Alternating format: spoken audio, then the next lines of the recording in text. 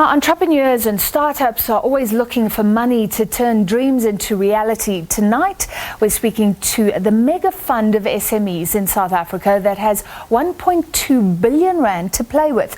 A couple of years ago, 50 corporates got together to invest in the development of SMEs, black-owned companies specifically, and pledged the cash to the SA SME Fund.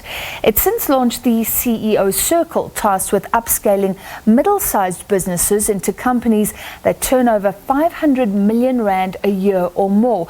To discuss, we're joined by the CEO of the SA SME Fund, Ketso Gordhan, as well as one of the CEO Circle entrepreneurs, Thuso Koboyatau, the co-founder and financial director of TSK Interiors. So welcome to you both. Thank you. Let me start with you, Ketso. So SMEs are important. This fund has the major players on board: Vodacom, MTN, the retailers, the banks. So after a little while, just let's start with how it's going. So it's really good to have 50 of South Africa's largest corporates and the PIC put up the money, and they've done it with a very clear intention that we facilitate and catalyze SMEs and venture capital in particular. And so over the last year that I've been at the fund, we've done 11 deals, meaning we've put money into 11 funds who are on lending. You are a fund of funds. We are a fund of funds, so they are on lending or further investing that money into SMEs. And we've done debt, and we've done a bit of equity, and we've done a bit of venture capital. One of the examples of the kinds of things we've done is given 100 million rand as debt to Spartan, which is a SME debt provider. And they will borrow, more money, leverage our money. So they'll probably be able to lend about 500 million rands to small businesses. And many small businesses, you can ask the entrepreneur, don't want equity. They would prefer debt, repay it, and keep ownership of their business. But you can get debt from anywhere. It's about favorable interest rates, things like that. It's not even about favorable interest rates, because the banks are always going to be cheaper than a non-bank provider of debt. It's about willing to understand the entrepreneur, understand the business, do the hard work to be able to lend to them. So Spartan typically lends to people that the banks would not lend to. Okay, so you're taking a risk on someone that the banks will think maybe too risky. So that's on the one extreme. On the other extreme, we've just established something called the University Technology Fund. It is being created to help commercialize the fantastic IP that our universities produce. So innovation drives economic growth. It drives what South Africa's economy most needs. So that's an example of what we're doing on the equity side. But by the end of this year, December, we would have committed the full fund. Can you put a number to it? Can you say this is how many black businesses exist or are thriving because of the SA SME Fund? I think on the equity side, we will probably help create about 120 businesses. And on the debt side, we will probably help about 300 businesses become bigger and better. Okay, so Thuso, welcome, a real live entrepreneur, sort of benefiting, but you already have this medium-sized business. What's your turnover, roughly? Okay, so turnover, so we're a group of companies now. Okay. So all doing interiors. So we have the interior business, and we diversified. We've got a construction business as well. So our turnover is more than 50 million as part of the requirement of the CEO Circle. And the other companies are independent. They're held solely by the group. Okay. And we're going to bring up some of the things that TSK Interiors does. So it looks like really classy interiors for corporates. Correct. How big was this company? Just tell me a bit about the journey to get here, or your own personal journey to get here. So I've always been entrepreneurial since I was a little boy. And our journey started when I worked with my partner at a corporate company. We were property brokers. We used to work together as a team. We used to share our income, and we used to share our areas of the deals we were working on. We flipped a coin one day and decided we want to go on the path of entrepreneurship, and resigned. We sat in the car with no destination. We didn't know what we were going to do, but we knew we had to go into services because we needed to build a balance sheet. And that's where we gave birth to TSK Construction then. Okay. So TSK, the first T is T for Thuso, T for Tato. S is his surname, Sitati. K is my surname, Koboyatau. Simple, the name was approved on CIPC, and we got out there. We thought we could, do everything, and which we did. We chased everything we could, and we chased turnover. Not the best business move at the time, but we had to do it. Later in the journey, we wanted to segment the market and get more specialists into the interior space. So we took the construction side of it, and we did an acquisition with a company called Bartlett Construction, and that's TSK Bartlett. That does more our construction side of the business, the new builds, the renovations, the malls. And then we rebranded TSK Construction to TSK Interiors. We identified a niche market in corporate where we focused on interior fit outs.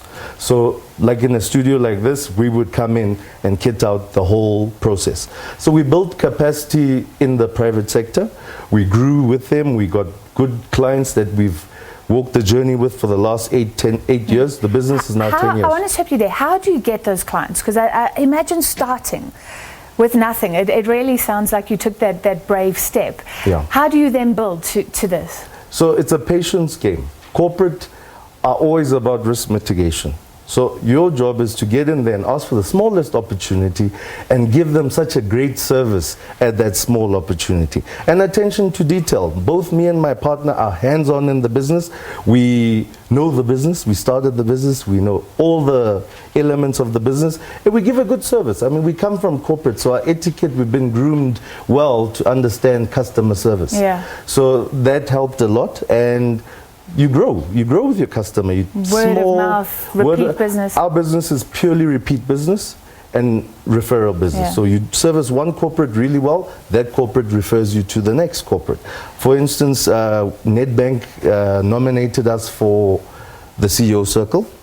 The nominations were 143 companies, and they only selected 7. And the criteria was... And I want to ask you how that sort of practically helps you. But first, Ketso, how optimistic or pessimistic are you feeling about entrepreneurship and small and medium businesses? Because we know globally the failure rate is huge. Our economy is nowhere. The NDP was saying this would be the main engine of growth by 2030. That's not going to happen. Yeah, I mean, I think it's not the NDP outcome that's likely to emerge. But I feel optimistic because I think we have a very committed and passionate private sector in South Africa. Quite often it's seen as the enemy and the problem, but really it's one of the key assets we have as a country. And small businesses are going to grow when large businesses grow. And, for example, this business is only going to grow if more large businesses require their services. Yeah. And so I think we are... And then he will become a big business and he'll help a small business, pay it forward. Yeah. We'll pay it forward. And I think we are really good in having a very dynamic and very committed and very patriotic private sector. We also have very, very good innovation. So the quality of our research and innovation and producing new technology and creating new gadgets, I think we really are world class. Yeah. We haven't been very successful at commercializing those things. So between those two areas, I feel reasonably optimistic that once the macro picture begins to turn the corner, we definitely need 2 or 3% GDP growth as a basic foundation from which small businesses are going to grow. And the absence of that, I think it's quite difficult. And for you now, the CEO Circle, so it's meant to catapult you to sort of a 500 million plus business. Yeah. That sounds very exciting. How does it work practically? I mean, are you getting sort of mentorship, resources? How has it changed things? So the CEO Circle is probably the best platform for us. You're getting top 50 companies. We predominantly only focused on blue chip corporates. It's easier to sell to a blue chip, earn their trust, and keep you there, and they've got a pipeline of work. And more importantly, he gets to talk to you. I get to talk to you. So the benefit of the CEO Circle, I've got 50 of my clients that I can access. But also, I'm also an entrepreneur. I don't want to... So they should now give you business maybe over somebody not in the CEO Circle? How should it work? No, I don't think giving business or any expectation is the part. I must go and sell and prove myself before I can be considered for an opportunity. So the biggest thing is being on a platform. It only serves you if you're a true entrepreneur. You can go in there and convert the deals into opportunity, which a lot of guys fail because they expect it. You can't expect it. You have to earn it, and you have to work hard for it. So this gets you closer to the businesses. We're running out of time. How involved, Ketso, quickly, are the CEOs of these big companies? I know Adrian Gore is involved, the banks, the retailers. How sort of hands-on and passionate are they in this sort of process? So that's what I was saying earlier. I think business is it's a good force for good in South Africa. Most of the CEOs take a very keen interest in what we're doing. They've been very involved in nominating. As Thuso said, we had 130 odd nominations. We had 4 or 5 senior CEOs, Vodacom, Investec, and others, sitting and choosing the 7 winners. And many of them are willing and are making time to give advice and help the 7 entrepreneurs that we've chosen to become more successful businesses.